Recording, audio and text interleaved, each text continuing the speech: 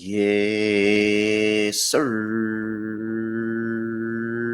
We're back with another edition of Fast Break Bets presented by BettingPros. You know me, no waste, no guys. Me, really real, feeling real, Terrell Furman Jr. here at your service.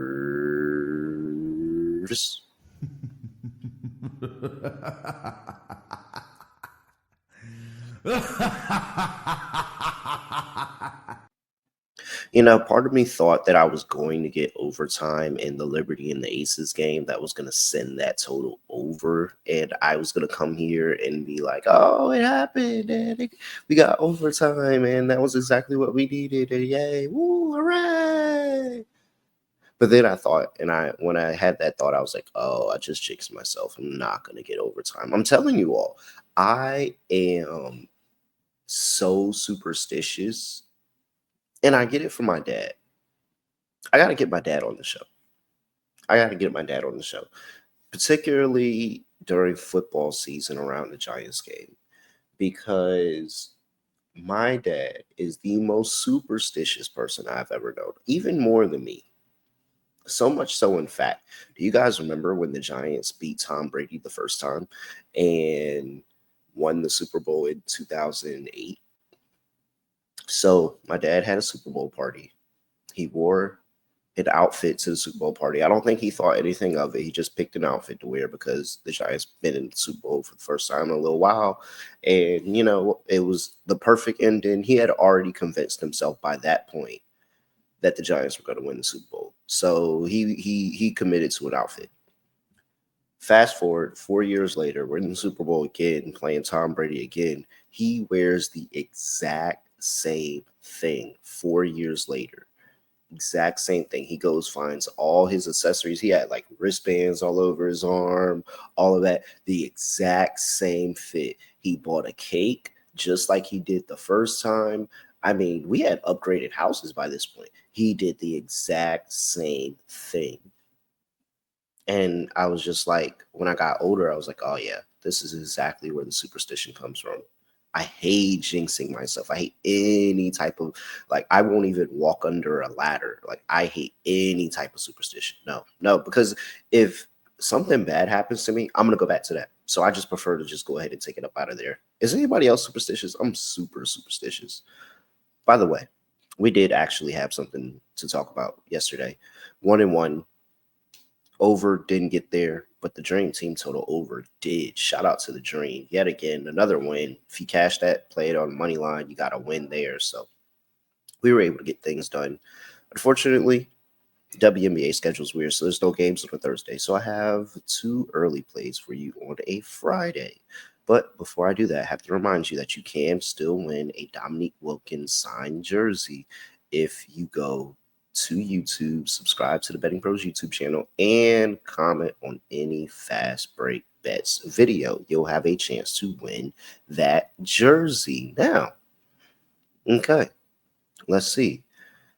First game up. No, let's not talk about that game first because that I don't even know why I'm betting that one. And I'm not gonna lie, a good amount of people are gonna fade me, and I don't blame you. But so let's talk about the player prop. Rhyne Howard.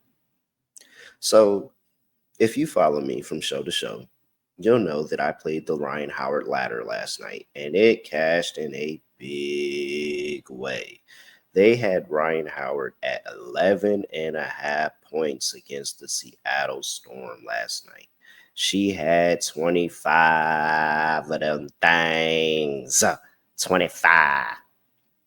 I mean, that's what Rhyne Howard does. That's the baseline of Rhyne Howard. I don't think people understand how good Rhyne Howard is. Maybe because they are newer fans of the W, but Rhyne Howard is effectively a 20-point scorer in the W. And so seeing 11.5 last night and what they may have thought was minutes restriction or something, I didn't really understand. But now Rhyne Howard's at home going up against the Seattle Storm yet again with a day of rest. Put that in the middle. There is a day of rest there. And her line's still only at 15.5. I think this is just still too short. I mean, it's way better than 11.5 for sure, but it's still too short. Rhyne Howard, last 4 games against the Seattle Storm, 30, 12, 33, 25. She's been really, really good. She drives, get into the paint, finds ways to be able to get to the foul line. Even if she's not having the most efficient day, she finds ways to be able to affect the game and score for her team. Plus, the 3-point numbers are godly for Rhyne Howard. I think she's still technically leading the league in threes, even with all those games missed. I think she's still leading the league in threes. So it's very easy for me. I'm taking Rhyne Howard. Give me Rhyne Howard over 15.5 points. I'm actually going to ladder it. I'm going to go up to 20 plus 265. I think that's going to be a good bet. But yeah, give me Rhyne Howard to be able to get this done over 15.5 points. All right. Second game.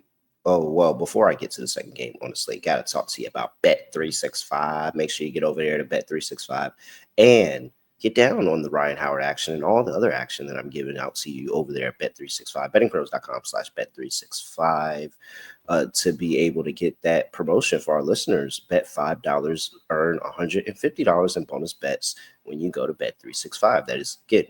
bettingpros.com/bet365. 21 and older only. Must be present in Arizona, Colorado, Illinois, Indiana, Iowa, Kentucky, Louisiana, North Carolina. Raise up. New Jersey, Ohio, Tennessee, and Virginia. Gambling problem? Call 1-800-GAMBLER or 1-800-BETS-OFF if you live in Iowa. Terms and conditions apply. All right, second game up. Okay, I'm not gonna lie. Like the last 3-4 times that I bet the Mercury, I've lost every single bet, and here I am betting them again. They're laying 3.5 against the Las Vegas Aces. Totals at 166.5. The Aces just got a really big win against the New York Liberty. They are six straight in a row wins for them right now. But unfortunately, I'm going back to the Phoenix Mercury in this spot because the Mercury are one off of a loss. They played really, really well off of a loss this season. They're going up against the Aces defense that, despite honestly this 5-game run that they just spanned off after losing by 50 to the Lynx, the defense still hasn't looked good. If we're being honest, like the defense still hasn't looked good, but they found ways to keep winning games. And I understand that, but I think that your luck's going to run out at some point. And this Phoenix Mercury team, with how they shoot the three, with how efficient they are in their offense, it's really, really hard to hold them down multiple games in a row. The Aces got the win the last time they played these two teams in Phoenix. And so I think this is going to be a good spot for this Phoenix team. One, get some nice revenge on the mind. They are very, very good in the last 5 games. Number 1 defensive rated team in the league. Plus, you add the fact that how they defend after a loss. The defense goes up. I think the scoring goes down for the Aces. I wanted to just go ahead and take the Mercury team total over because I just wanted to fade that Aces defense. That is just, points in the paint allowed against the Aces. One of the bottom teams in the league. So I really wanted to just take the over, but the Mercury get up defensively. Outside of their nemesis, the Dream, the past few games, they have gotten up defensively and they've been able to score the ball, and they've covered 3.5 of these.